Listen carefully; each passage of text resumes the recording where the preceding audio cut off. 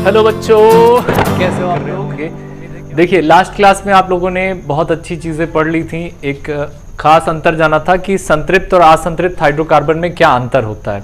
Carbon और उसका compound चल रहा है कक्षा 10 का, जिसमें हम लोगों ने जान लिया था कि संतृप्त और असंतृप्त हाइड्रोकार्बन्स में क्या अंतर है। तो आज हम लोग एक और छोटी सी चीज़ पहले जान लेते हैं, उसके बाद आगे बढ़ते हैं अपने टॉपिक की तरफ। तो अगर आपने वो वीडियो नहीं देखा है तो प्लेलिस्ट में जाइए, आपको मिल जाएगा, उसको आप देख लीजिए। ओके, तो चलिए आज हम लोग जानते हैं, क्या जानेंगे भाई? आज जानेंगे कि संतृप्त व असंतृप्त हाइड्रोकार्बन की संरचना है ना, को कैसे बनाते हैं। तो how to draw the structure of saturated and unsaturated hydrocarbons, या फिर आप कह दीजिए कि how to draw saturated and unsaturated compounds. ठीक है, कैसे इसकी हम लोग स्ट्रक्चर ड्रा करेंगे। सबसे पहले अगर हम लोग सैचुरेटेड यानी संतृप्त हाइड्रोकार्बन की बात करें तो संतृप्त हाइड्रोकार्बन वो होता था जिसमें कार्बन से कार्बन के बीच में कम से कम सिंगल बॉन्ड होता था, इससे ज़्यादा नहीं, इससे कम नहीं। तो अगर कार्बन कार्बन के बीच में सिंगल बॉन्ड है तो चाहे 2 कार्बन हो, चाहे 3 कार्बन हो, चाहे 4 कार्बन हो, चाहे जितने कार्बन हो, सब किससे जुड़े रहेंगे? सिंगल बॉन्ड से जुड़े रहेंगे। और कार्बन कार्बन से पहले सिंगल बॉन्ड बनाना है, उसके बाद कार्बन की संयोजकता को संतुष्ट कराना है। तो यहाँ कार्बन की संयोजकता 4 होती है, इसीलिए आप 4 हाइड्रोजन जोड़ेंगे जब तो हाइड्रोकार्बन बनेगा। यहाँ पर आपको कितना जोड़ना है? 3 जोड़ना है इस साइड पे, तो 3 और 1 4 हो जाएगा। यहाँ पर भी आपको 3 जोड़ना है, तो 3 और 1 4 हो जाएगा। और यहाँ कितना जोड़ेंगे? सिर्फ 2। तो इस तरीके से अगर आप बनाएंगे तो यहाँ देखिए, हाइड्रोजन हाइड्रोजन हाइड्रोजन हाइड्रोजन, ये H, mister H, mister H, mister H, mister H, mister H, mister H, और ये मिस्टर हाइड्रोजन यहाँ पर जुड़ चुके हैं। अब देखिए इसी तरीके से आप इसको भी बनाएंगे।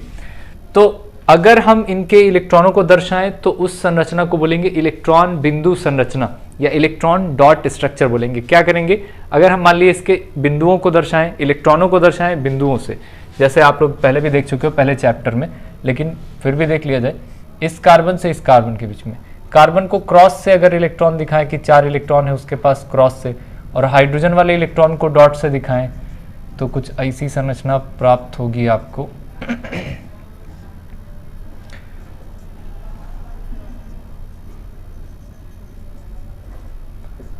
तो ये बन गया अपनी संरचना। ठीक है, तो अब हाइड्रोजन 2 इलेक्ट्रॉनों के साझे से क्या करेगा? अपना डुप्लेट कंप्लीट कर लेगा। अरे 1 इलेक्ट्रॉनों का साझा होगा तो 2 इलेक्ट्रॉन हो जाएंगे उसके आउटर मोस्ट सेल में। और बदले में कार्बन अगर 1 दे रहा है तो 1 लेगा भी, तो यहाँ पर भी ये साझा होगा। तो हो क्या जाएगा? कार्बन में ये पूरा मिलाकर कार्बन का हिस्सा हो गया, जो कि 2 2 4 2 6 और 2 8 हो गया। और ये वाला भी मिलाकर कार्बन का हिस्सा हो गया, तो 2 2 4 2 6 2 8। इस तरह से इसको क्या बोलते हैं? इसको बोलते हैं electron dot structure, electron dot structure या इलेक्ट्रॉन बिंदु संरचना। करेक्ट? अच्छा साहब, तो इस तरीके से आपने इलेक्ट्रॉनों को दर्शा दिया तो इलेक्ट्रॉन बिंदु संरचना हो गया। आप सभी को इलेक्ट्रॉनों, सभी बाहरी इलेक्ट्रॉनों को दर्शाकर आप संरचना बना सकते हैं, चाहे जो कंपाउंड हो आपका। अब बात करें असंतृप्त हाइड्रोकार्बन की। असंतृप्त, अच्छा संतृप्त में ये तो आपने रेखा इस तरह से संरचना देखी। अगर आप इसको रेखा पे दर्शाना चाहें तो कोई बहुत बड़ी बात नहीं है। आप जहां से शुरू करेंगे वहां 1 कार्बन होगा, उसके बाद ये जहां रुकेंगे, जहां मुड़ेंगे वहां दूसरा कार्बन, उसके बाद ये तीसरा, यानी 1 कार्बन 2 कार्बन 3 कार्बन। अगर आपने इस तरह से दिखाया है तो इसका मतलब 1 कार्बन 2 कार्बन 3 कार्बन 4 कार्बन। अगर आपने कहीं इस तरह से दिखाया है ना, इस तरह से, यहाँ पर आपने M बनाया है मैकडोनाल्ड वाला, तो 1 carbon 2 carbon 3 carbon 4 carbon 5 carbon. तो इस तरीके से ये 5 कार्बन हो जाता है। अब इसको आप W भी बना सकते हो, है ना। तो 1 कार्बन 2 3 4 5, तो इस तरीके से आप बना सकते हैं। ये भी क्या है? 5 कार्बन की रेखा संरचना है, इसको आप लाइन स्ट्रक्चर बोलते हो। और ये आपका क्या है? संरचना, हाँ, इलेक्ट्रॉन बिंदु संरचना हो गई है। चलिए, बहुत अच्छी बात है। तो ये रेखीय रूप में है ना, ये जो भी आपके कंपाउंड हैं, संतृप्त कंपाउंड, संतृप्त यौगिक हैं, वो रेखा के रूप में है या फिर आपके रासायनिक सूत्र के रूप में है। अब हम अगर इसकी खुली संरचना है ये, अगर हम इसकी बंद संरचना बनाना चाहें, देखो आप लोग स्क्रीनशॉट लेते रहा करना, अब बार बार कहेंगे तो आपको अच्छा नहीं लगेगा, तो ज़रूरत के हिसाब से आप स्क्रीनशॉट लेते रहिए और नोट्स को कंप्लीट करते रहिए। देखिए, अगर बंद संरचना बनानी हो, ये तो खुली संरचना थी, अगर हमको बंद संरचना बनानी हो तो कैसे बनाएंगे? तो अगर बंद संरचना कहता है तो उसमें भी कार्बन कार्बन के बीच में कम से कम सिंगल बॉन्ड तो होना चाहिए, है ना। कार्बन कार्बन के बीच में सिंगल बॉन्ड होना चाहिए, चाहे ऐसे बनाओ चाहे आप लोग ऐसे बनाओ। अब कोई भी बंद संरचना करने के लिए कम से कम 3 कार्बन तो चाहिए ना, 3 पॉइंट तो चाहिए आपको एक त्रिभुज बनाने के लिए। तो ऐसे कम से कम ये हो सकता है, मैक्सिमम तो बहुत कुछ हो सकता है, उसके बाद ये हो सकता है। अगर आप और करना चाहो तो आप ऐसा भी कर सकते हो, है ना, 5 कार्बन को जोड़ सकते हो। अगर हमने कहा चलो 6 कार्बन जोड़ दिया जाए तो आप 6 कार्बन भी जोड़ सकते हैं। तो इस तरीके से अगर 6 कार्बन को आपने सीधे सीधे जोड़ दिया तो उसको हम लोग क्या बोलेंगे?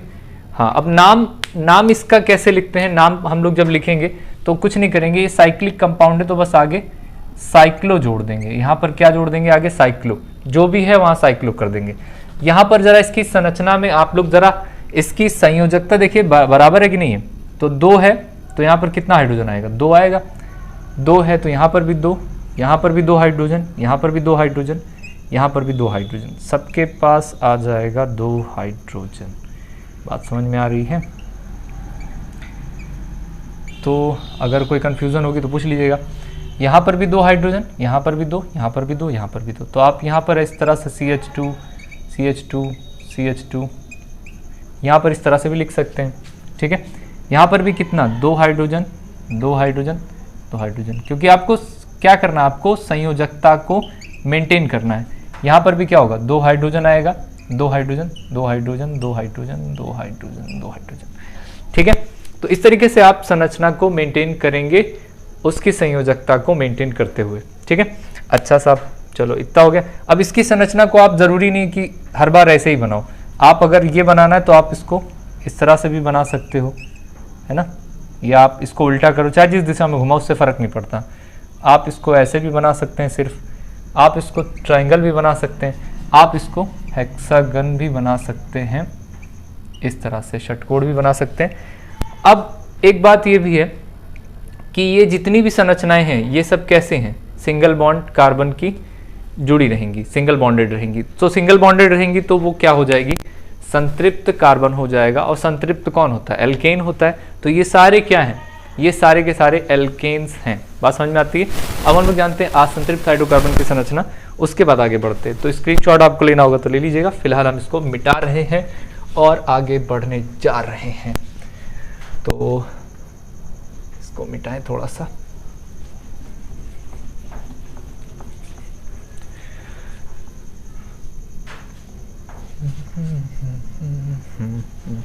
देखिए, अब हम लोग किसकी बात करने आ रहे हैं? हम लोग बात करें असंतृप्त हाइड्रोकार्बन। तो बस हम इसमें ही आ जोड़ देंगे तो असंतृप्त हो जाएगा। तो असंतृप्त हाइड्रोकार्बन वो होता है जिसमें कार्बन कार्बन के बीच में डबल बॉन्ड या क्या होता है? ट्रिपल बॉन्ड होता है ना। तो अगर ऐसा कहीं होता है तो उसको आप लोग असंतृप्त हाइड्रोकार्बन कहते हैं। तो कम से कम 2 कार्बन तो होने चाहिए डबल बॉन्ड के लिए, तो 2 कार्बन आप रखिए। तो कार्बन चाहे जो भी होगा उसको पहले हम लोग सिंगल बॉन्ड से ही जोड़ेंगे। और ये है आपका एल्कीन जिसका फार्मूला होता है CnH2n।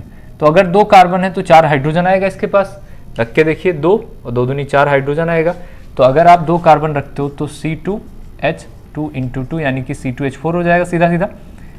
अच्छा, तो 2 कार्बन है तो आप 2 कार्बन रखिए, 1 2 कार्बन। पहले उसको सिंगल बॉन्ड से जोड़िए। बात समझ में आ रही है? 4 हाइड्रोजन है, 2 2 दे दीजिए, बांट दीजिए दोनों से, दोनों को बराबर बराबर से दे दिया। देने के बाद अब देखिए कार्बन की संयोजकता, क्योंकि हाइड्रोजन को तो सिंगल बॉन्ड बनाना था, उसने बना लिया, उसका काम खत्म। अब कार्बन कार्बन के बीच में कम से कम यहाँ पर आप डबल बॉन्ड लगाओगे तभी तो इसकी संयोजकता कंप्लीट होगी। 2 3 1 4, 4 बॉन्ड बनाना था, अब बनाया। इस कार्बन को चेक करो, 2 3 और 1 4, यानी कि ये चीज़ आपकी सही है। इसकी भी संरचना आप बना सकते हो। इसके अलावा अगर आप 3 या 4 ले लीजिए, हम तो अब 4 ले रहे हैं। तो C4 और यहाँ कितना आ जाएगा, C4 रखेंगे तो H8 आ जाएगा, H8 आ जाएगा। ठीक है, तो C4 के लिए एक सिंगल बॉन्ड से सबको जोड़ देते हैं, ये C4 हो गया, करेक्ट। अब H8 है ना, तो पहले सबसे हम क्या करते हैं, इधर को चुपचाप 3 हाइड्रोजन देख के इसकी संयोजकता बराबर करते हैं और 3 इसको देखकर बराबर करते हैं। ठीक है, 3 इसको दे दिया हाइड्रोजन, चलिए मिस्टर H सेट हो गए, और 2 इसको दे देते हैं। तो हमको डबल बॉन्ड भी तो देखना है, तो पहले सबसे क्या करेंगे, इसकी संयोजकता तो कंप्लीट हो गई, यहाँ वाले भी कार्बन की कंप्लीट हो गई। अब करना क्या, हमको करना ये है कि C4 था, आपने इस तरह से स्ट्रक्चर बना दिया, H8 था तो 3 3 दे दिया। अब कितना बचा आपके पास, 2 बचा, तो पहले आप एक एक दे दीजिए, एक हाइड्रोजन दे दिया। अब क्या करेंगे आप, इसको आपको सबकी क्या करना, आपको संयोजकता संतुष्ट कराना है, तो आप यहाँ पर डबल बॉन्ड जैसे लगाओगे तो 2 3 और 1 4, 2 3 और 1 4, इस तरीके से इसकी स्ट्रक्चर बन जाएगी। ठीक है, और चूंकि इसमें डबल बॉन्ड है इसीलिए क्या है, एक एल्कीन है। अच्छा, अगर हम इसकी रेखा संरचना की बात करें तो आप एक पॉइंट से जहाँ से शुरू करोगे वहाँ एक कार्बन होगा, उसके बाद दूसरा कार्बन, फिर जहाँ जहाँ मुड़ेंगे उतना कार्बन होगा, तो 1 2 3 4। चूँकि पहले दूसरे के बीच में कोई बॉन्ड नहीं है डबल, दूसरे और तीसरे के बीच में, तो आप यहाँ पर डबल बॉन्ड लगा देंगे। तो अगर इसकी रेखा संरचना कहा जाए तो ये हो जाएगी। नाम पर मत टेंशन लीजिएगा, नाम के लिए, नाम अभी आपको हम बताएंगे, आपको सारा नाम एकदम ध्यान से रहेगा, अच्छे से समझ में आएगा, कोई टेंशन लेने की बात नहीं है। तो ये एल्कीन का था, CnH2n एल्कीन यानी डबल बॉन्ड के लिए था। अब देखते हैं ट्रिपल बॉन्ड यानी एल्कीन की स्ट्रक्चर कैसे बनाएंगे। एल्कीन जिसका फार्मूला था CnH2n -2। ठीक है, तो अगर ये है तो आप इसकी स्ट्रक्चर कैसे बनाएंगे, सबसे पहले 2 कार्बन ले लेते हैं और ईमानदारी पूर्वक उसको सिंगल बॉन्ड से जोड़ते हैं, और कितना हाइड्रोजन आएगा, अगर 2 कार्बन ले रहे हैं तो C2H, 2 दूनी 4 में से 2 गया 2। ठीक है, तो सिंगल बॉन्ड से उसको जोड़िए, 2 हाइड्रोजन है तो बराबर से सबको दे दीजिए हिस्सेदारी, एक कार्बन इसको, एक इस कार्बन को, एक इस कार्बन को। उसके बाद देखिए क्या करेंगे, तो यहाँ सिंगल बॉन्ड से जुड़ा, एक बॉन्ड अगर जोड़ोगे आप तो 2 और 1 3 होगा, 2 और 1 3 होगा, ऐसा तो काम चलेगा नहीं, ये तो नहीं माना जाएगा, इसकी संयोजकता कंप्लीट है। तो सिंगल बॉन्ड और जोड़ेंगे, तो जब यहाँ पर आप ट्रिपल बॉन्ड लगाएंगे तो यहाँ 3 और 1 4, 3 और 1 4, हाँ सर, इसकी संयोजकता आप कंप्लीट हो गई है। तो अब कंप्लीट हो गई, इसका मतलब यहाँ पर इसकी संरचना इस तरह से बनेगी। अगर इसकी संरचना आप इलेक्ट्रॉन डॉट स्ट्रक्चर बनाना चाहते हो तो जितना बॉन्ड है उतने में प्रत्येक बॉन्ड में 2 कार्बन होता है, 2 इलेक्ट्रॉन होता है। तो 2 इलेक्ट्रॉनों को आप दर्शाएंगे, हाइड्रोजन के इलेक्ट्रॉनों को, कार्बन के इलेक्ट्रॉनों को दर्शाने के बाद अष्टक कंप्लीट करेंगे, हाइड्रोजन का डुप्लेट कंप्लीट करेंगे, और इस तरह से लुईस बिंदु संरचना या फिर इलेक्ट्रॉन बिंदु संरचना आपको प्राप्त हो जाएगी। ठीक है, अच्छा साहब, अगर हम यहाँ पर कुछ और ले लें, मान लीजिए हमने 3 नहीं 4 ले लीजिए आप, तो 4 ले लिया यहाँ पर, तो H कितना आ जाएगा, 4 दूनी 8 में से 2 गया, 6 बचेगा, तो C4H6 होगा। C4H6 की अगर हमको स्ट्रक्चर बनानी है तो हमको सबसे पहले क्या करना है, 4 कार्बन है तो 4 कार्बन के लिए ईमानदारी पूर्वक सबको सिंगल बॉन्ड से जोड़ना होगा। चलिए सर, जोड़ दिए। 6 हाइड्रोजन है ना, तो 6 हाइड्रोजन के लिए हमको क्या करना होगा, 6 हाइड्रोजन के लिए हमको 3 इसको दे दीजिए, मिस्टर H 3 इसको दे दीजिए, है ना। पहले किनारे की संयोजकता आप कंप्लीट कर लीजिए, बीच में तो हम डबल बॉन्ड या ट्रिपल बॉन्ड आवश्यकता अनुसार लगाएंगे। तो यहाँ पर 3 और यहाँ पर 3 देके 6 कंप्लीट कर लिया, और हमारे पास कुछ नहीं है। अब देखना, इसकी संयोजकता 4 थी कंप्लीट, इसकी भी 4 कंप्लीट, इसकी 2 है, तो बीच में आप क्या करिए, सिंगल बॉन्ड एक और बढ़ा दीजिए, यानी डबल बॉन्ड कर दीजिए, तो 2 1 3 होगी, नहीं काम चलेगा, एक और कर दीजिए, तो 3 और 1 4 हो जाएगी, काम चल जाएगा। ठीक है, तो इस तरीके से ये आपका क्या हो जाएगा, एक एल्काइन की संरचना हो जाएगी। और अगर रेखा पे आप दर्शाना चाहो तो जहाँ से शुरू करोगे वो एक कार्बन, दूसरा कार्बन, तीसरा कार्बन, चौथा कार्बन।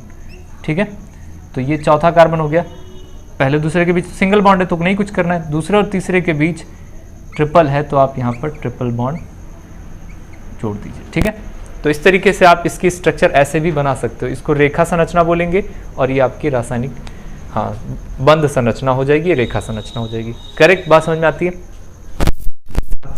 इसका स्क्रीनशॉट ले लीजिएगा आप लोग, और इसको हम मिटाते हैं ताकि आगे कुछ सीख सकें।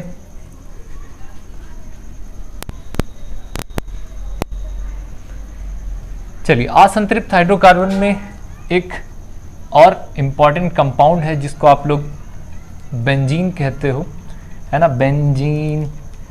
और जब कभी आप लोग फोटो खिंचवाओ तो सबको कैमरा लेकर सामने और एक साथ कह दीजिए, सब लोग एक बार में बेंजीन बोलें। तो बेंजीन बोलेंगे तो उनका क्या होगा, स्माइल आ जाएगी।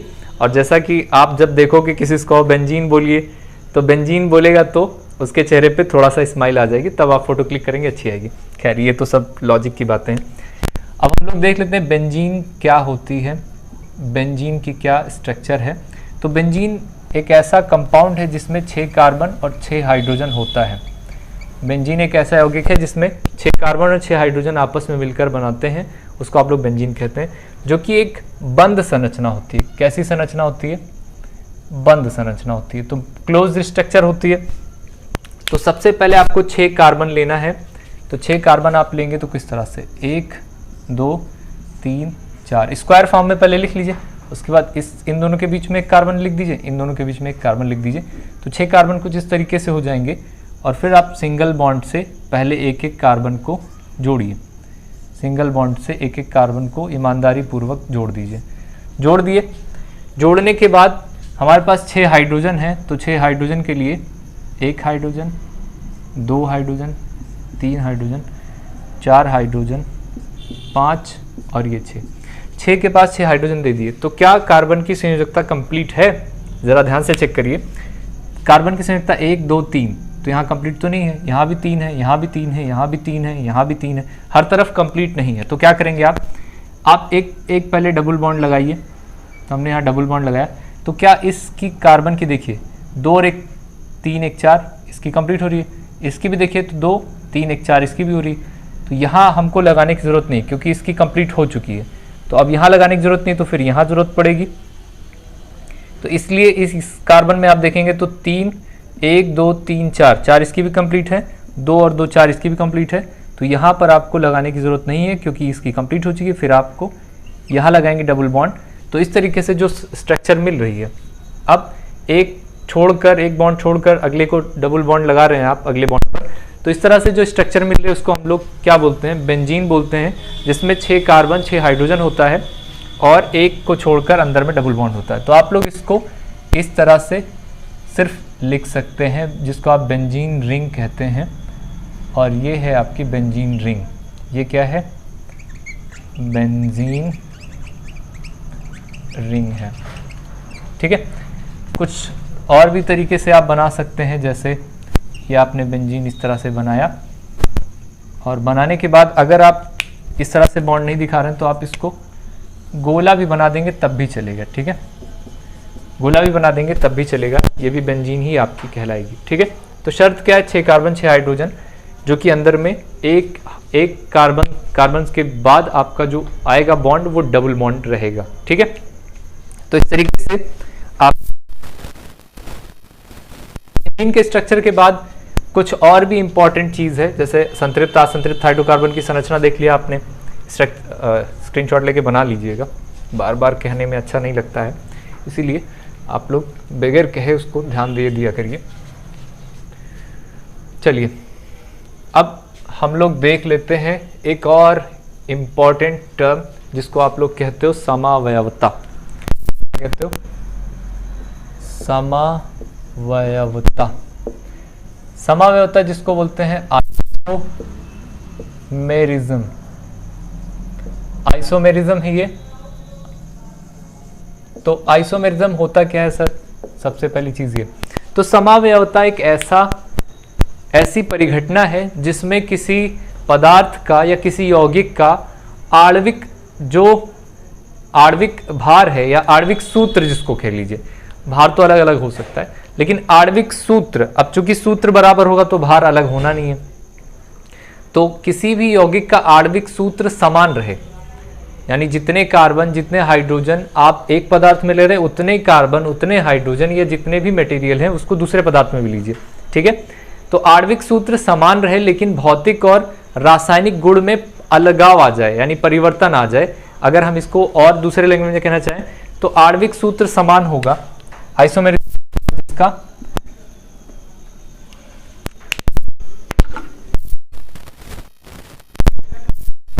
दो इसमें क्या होंगे, दो यौगिकों का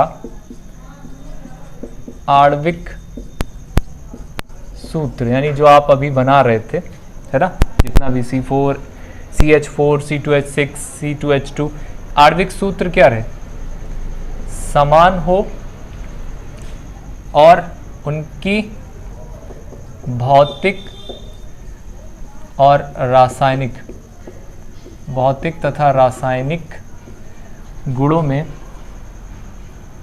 समान तथा समान परंतु लिख दीजिए, परंतु भौतिक तथा रासायनिक गुणों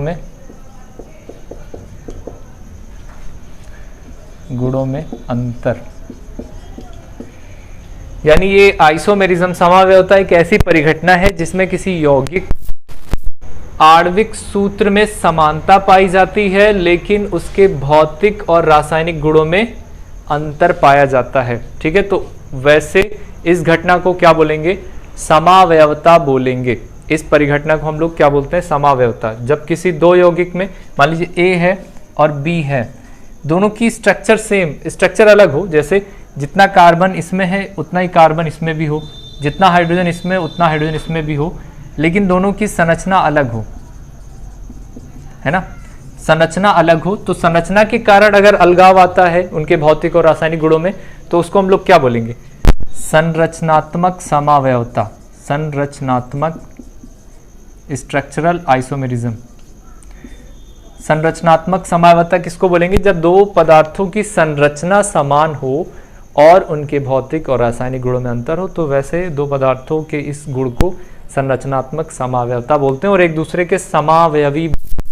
ठीक है, चलिए अब कुछ एग्जाम्पल देख लेते हैं। इसको थोड़ा सा मिटा के जगह बना लिया जाए पहले।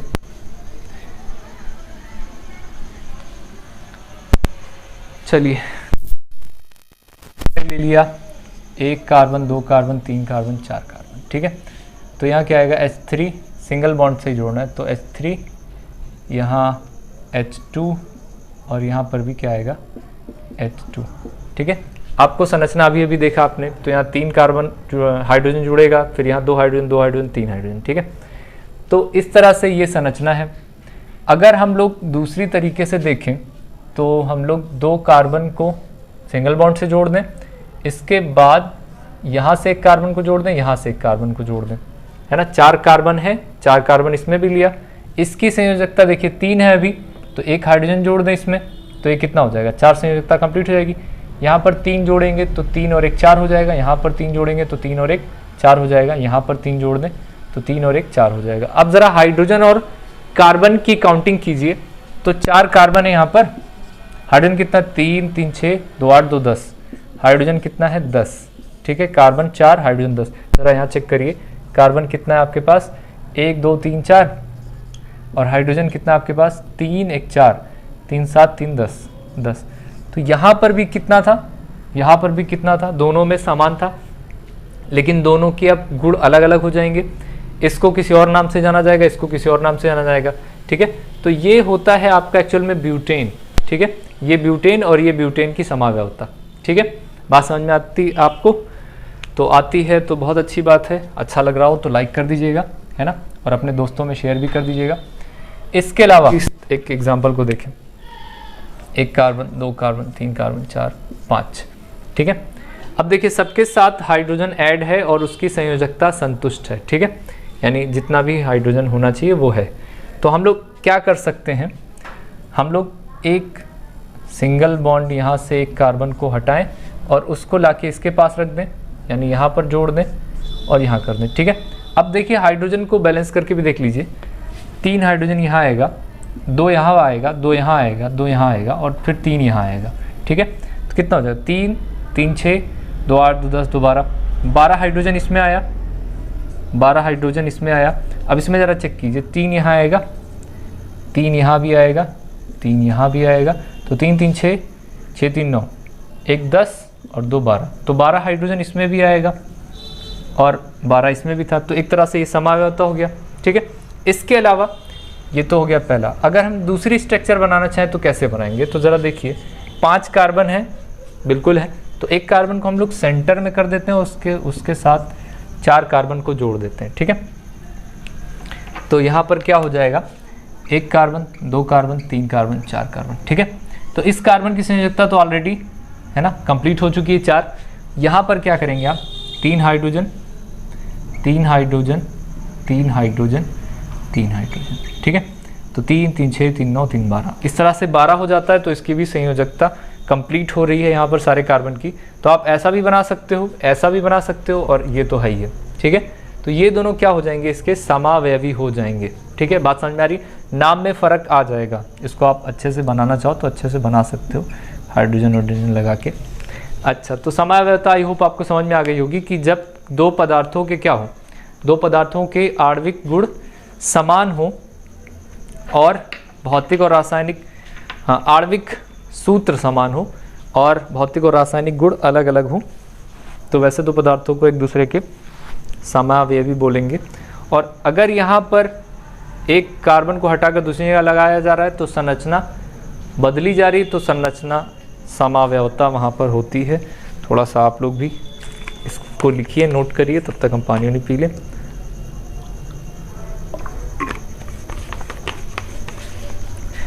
चलिए भैया, अब हम लोग देखते हैं एक और नई चीज़, उसके बाद आज की क्लास को कंप्लीट करेंगे, फिर अगली क्लास में बातचीत करेंगे। हाँ, तो ये हो गई आपकी, इसको मिटा दे थोड़ा सा। देखो, कोई ऐसी चीज़ 10 में है ही नहीं है कि जो आपके समझ में ना आए। एक्चुअल में 10 में इसलिए रखी गई है क्योंकि आप उसके लायक हैं। अगर बहुत ज़्यादा आसान होती तो वो 9 और 8 में दे दी गई होती, और बहुत ज़्यादा टफ होती तो फिर वो 12 और 13 14 में दी जाती है आपको। इसलिए आप इसके बिल्कुल वर्दी हैं, इसके लायक हैं। अब हम लोग देखेंगे एक और इम्पॉर्टेंट चीज़ जिसको आप लोग कहते हो क्रियात्मक समूह, या इंग्लिश में जिसको हम लोग कहते हैं फंक्शनल ग्रुप। फंक्शनल ग्रुप यानी क्रियात्मक समूह। तो अब भाई साहब, ये फंक्शनल ग्रुप क्या होता है, क्रियात्मक समूह क्या होता है? तो आप कहेंगे सीधा सीधा आसान सी बात आपको बताएं कि था क्या आपके पास, हाइड्रोजन और कार्बन था, हाइड्रोजन और कार्बन था, जिसको आप हाइड्रोकार्बन बोल रहे थे। अब हाइड्रोकार्बन में चाहे वो एल्केन हो, चाहे वो एल्कीन हो, चाहे वो एल्काइन हो, किसी में भी अगर कोई अदर बंदा जुड़ता है हाइड्रोजन को हटाकर या बॉन्ड को तोड़कर, तो अगर कोई थर्ड पर्सन आता है इनकी लाइफ में तो उसके वजह से इनका नेचर चेंज हो जाएगा।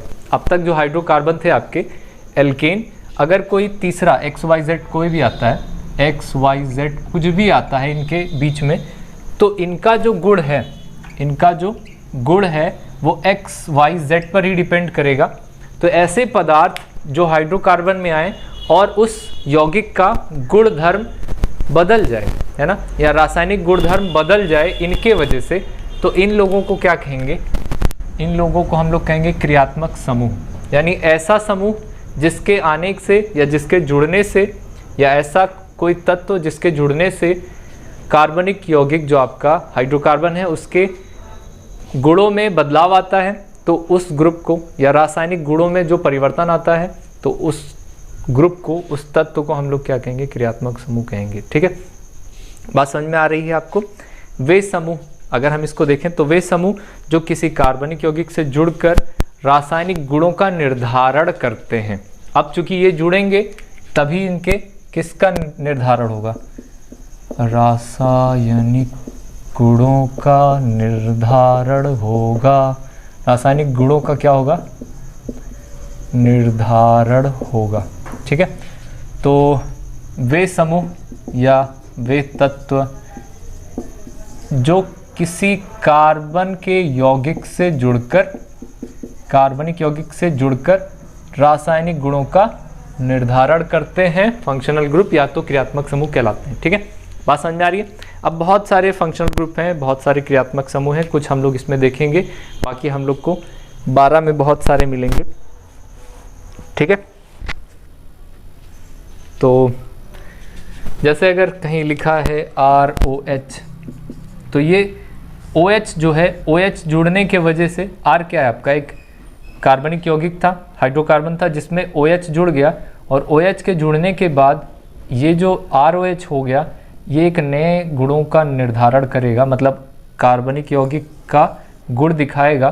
तो ये OH के वजह से ऐसा हो रहा है, यानी अल्कोहल के वजह से ये अल्कोहल बन रहा है ना, हाइड्रोक्सी ग्रुप के वजह से ऐसा हो रहा है, इसीलिए OH को क्रियात्मक समूह कहेंगे। चलो अब देख लेते हैं कौन कौन सा क्रियात्मक समूह है, और उसके बाद हम लोग आगे बढ़ेंगे।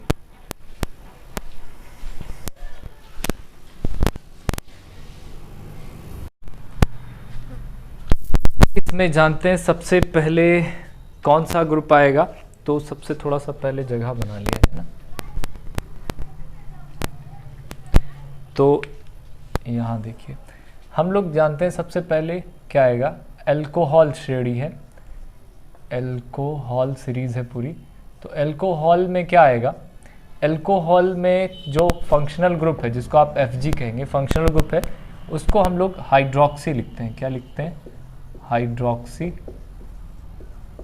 हाइड्रोक्सी, और ये किस तरह से होगा, ये OH सिंगल बॉन्ड OH जहाँ पर भी लिखा होगा, यानी OH जिससे भी जुड़ा होगा सिंगल बॉन्ड, यहाँ पर ये माइनस मत समझिएगा, ये सिंगल बॉन्ड है, तो इसको हम लोग अल्कोहल कहेंगे। दूसरा अगर हम आपसे कहें कि दूसरा कौन सा ग्रुप होता है, तो दूसरा आपका एल्डिहाइड होता है। दूसरा क्या है, एल्डिहाइड है। एल्डिहाइड में क्या आएगा, एल्डिहाइडिक होगा, और उसका जो ग्रुप होगा वो CHO होगा।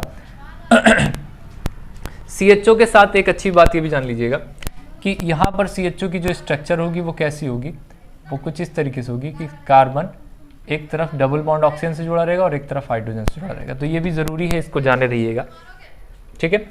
एल्डिहाइड के बाद क्या आएगा, आप देखिए कीटोन। कीटोन जिसको कीटोनिक ग्रुप कहेंगे आप, कीटोन में क्या आएगा, अच्छा अब कीटोन में CO इस तरह से आता है ना, CO डबल बॉन्ड इस तरह से होता है। तो एक्चुअल में वो कार्बन की संयोजकता को बैलेंस करने के लिए अगर इसकी स्ट्रक्चर आप देखिए तो कार्बन डबल बॉन्ड ऑक्सीजन से ऊपर से जुड़ा रहता है, और दोनों हाथ उसके खाली रहते हैं अगल बगल चीज़ों को जोड़ने के लिए, ठीक है। इसके अलावा अगर हम बात करें अल्कोहल, एल्डिहाइड, कीटोन, अब आपके पास क्या है, एक और अच्छा कार्बोक्सिलिक एसिड जिसको आप लोग फंक्शनल ग्रुप कहते हो, कार्बोक्सिलिक। यहाँ पर वीडियो के शूटिंग में कुछ चीज़ें छूट गई थी क्योंकि कुछ टेक्निकल खराबी की वजह से ऐसा हो गया, तो आप लोग देखिए हम पढ़ाते चले गए और रिकॉर्ड नहीं हो पाया। खैर कोई बात नहीं। देखिए कार्बोक्सिलिक अम्ल अगर आप लोग लिख रहे हैं तो उसका जो फंक्शनल ग्रुप होगा वो होगा COOH, जिसकी संरचना होगी C double bond O single bond O, और इस तरह से सिंगल बॉन्ड लास्ट में H होगा। आप इसको यहाँ देखकर ये मत कहिएगा कि ये अल्कोहल ग्रुप है, यहाँ पर सिंगल बॉन्ड से जुड़ा हुआ है, अल्कोहल सिर्फ होगा OH में। अच्छा अब एक बात और भी ध्यान रखना है आपको बहुत ईमानदारी पूर्वक कि अगर हाइड्रोक्सी ग्रुप है, अल्कोहल समूह है, फंक्शनल ग्रुप OH जुड़ा हुआ है, तो उसमें लास्ट में किसी भी यौगिक का हम लोग नाम लिखेंगे तो ऑल लिखेंगे उसके साथ में, ठीक है। अभी का नाम कैसे लिखना है ये बात हम लोग बाद में समझ लेंगे, लेकिन इतनी बात जरूर ध्यान में रखिए कि अगर OH है तो क्या आएगा, ऑल आएगा, CHO है तो अल आएगा, और अगर COOH है तो वो क्या आएगा, ओइक एसिड आएगा, और CU है तो ओन आएगा, यानी कीटोन है तो ओन आएगा, कार्बोक्सिलिक एसिड है तो ओइक एसिड आएगा। इस तरह से एमीन है तो एमिनो आएगा, NH2 कहीं जुड़ा है तो एमिनो आएगा, ठीक है। जैसे आपने यूरिया में देखा था NH2CO NH2 था, है ना। अच्छा देखिए अब ये एक नया टॉपिक था जो हम लोग और जानना चाहते थे, लेकिन अब देख लीजिए कि सजातीय श्रेणी क्या होती है या होमोलोगस सीरीज क्या होती है। तो सजातीय श्रेणी कोई नई सीरीज नहीं है बल्कि एक पुरानी है। जैसे आप देखेंगे कि दो कार्बनिक यौगिकों में अगर 14 यूनिट का परमाणु द्रव्यमान, जो अणु द्रव्यमान है सॉरी, उसका आणविक द्रव्यमान में 14 यूनिट का डिफरेंस आता है। मान लो एक कार्बनिक यौगिक ये है, एक ये है, तो इन दोनों के आणविक द्रव्यमान में अगर 14 यूनिट का अंतर आता है तो वैसी अंतर करते करते हम जो सीरीज प्राप्त करेंगे उसको ही हम लोग बोलेंगे सजातीय श्रेणी, ठीक है।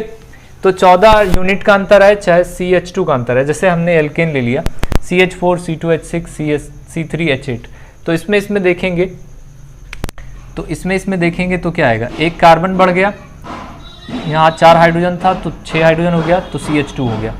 तो यहाँ पर अब इसका भार देखिए तो क्या होता है, कार्बन का भार होता है 12 और हाइड्रोजन 2 है, तो यहाँ पर 2 × 1 यानी 2 आएगा, तो 12 2 14। तो आप चाहे कहिए 14 यूनिट का अंतर आएगा, चाहे आप कहिए CH2 का अंतर आएगा। आप इसमें भी देख लेंगे तो 2 से 3 हो गया है, 6 से 8 हो गया, तो C यहाँ बढ़ गया और H 2 यहाँ बढ़ गया। तो CH2 का किसी भी, चाहे एल्केन में देखिए, चाहे एल्काइन में देखिए, चाहे एल्कीन में देखिए, चाहे फंक्शनल ग्रुप लगा हो, शर्त ये कि दोनों में फंक्शनल ग्रुप समान होना चाहिए। जैसे अब यहाँ पर देखिए, अगर OH जुड़ा हुआ है, यहाँ पर भी OH है, यहाँ पर भी OH है, तो क्रियात्मक समूह सब में समान होना चाहिए। अगर सब में क्रियात्मक समूह समान है तो कोई फर्क नहीं पड़ेगा और अंतर आएगा सिर्फ CH2 का ही। तो जब भी किसी सीरीज में आप CH2 या फिर 2 कार्बनिक पदार्थों के आणविक द्रव्यमान में 14 यूनिट का अंतर देखेंगे तो उस अंतर से प्राप्त पूरी श्रेणी ही क्या कहलाएगी, सजातीय श्रेणी कहलाएगी। बोलो बात समझ में आती है? तो आज की क्लास में आपने बहुत सारी चीज़ें सीख ली। नेक्स्ट क्लास में हम लोग और भी चीज़ें सीखेंगे, यानी कि नेक्स्ट क्लास में हम लोग देखेंगे कि किस तरह से हम लोग कार्बनिक यौगिकों का नामकरण करते हैं, क्या उनका नॉमेनक्लेचर है, कैसी कैसी पद्धतियों से उनका नामकरण किया गया था, है ना। जैसे आपके भी बचपन का नाम बहुत होता है ना, चिंकू मिंकू, चिंकी पिंकी सब लोग बोलते हैं। तो और जब बड़े होते हो तो स्कूल में अलग अलग नाम रख दिया जाता है। तो कार्बनिक यौगिकों में भी ऐसे ही कुछ सीन चल रहा था, तो उसका नामकरण सुधारा गया। उसके बाद वो सारी चीज़ें हम लोग उसमें देखेंगे कि किस तरह से उसका नामकरण हुआ। ठीक है, अच्छा, अगर आपको ये सारी चीज़ें अच्छी लगती है और अगर आपने चैनल को सब्सक्राइब नहीं किया है तो आप प्लीज़ सब्सक्राइब कर लीजिए, अदरवाइज़ आपने किया है तो बहुत अच्छी बात है। नोटिफिकेशन बेल को प्रेस कर लीजिए जिससे कि कोई भी सूचना आप तक तुरंत पहुंच सके। इसके अलावा सारी वीडियोस चैप्टर बाय चैप्टर एक एक करके सारी वीडियोस आपके प्लेलिस्ट में मिल जाएंगी, आप वहां पर देखिए। आपको साइंस में फिजिक्स, केमिस्ट्री, बायो सारे सब मिल जाएगी आपको। जैसे जैसे आप देखेंगे नीचे आपको सब मिल जाएगी। हिंदी, इंग्लिश, सारे सब्जेक्ट धीरे धीरे करके आपको मिल जाएंगे, इस पर आप प्लेलिस्ट में जाकर देखेंगे। ठीक है, तो आज की क्लास के लिए बस हम लोग इतना ही रखेंगे। Thank you very much.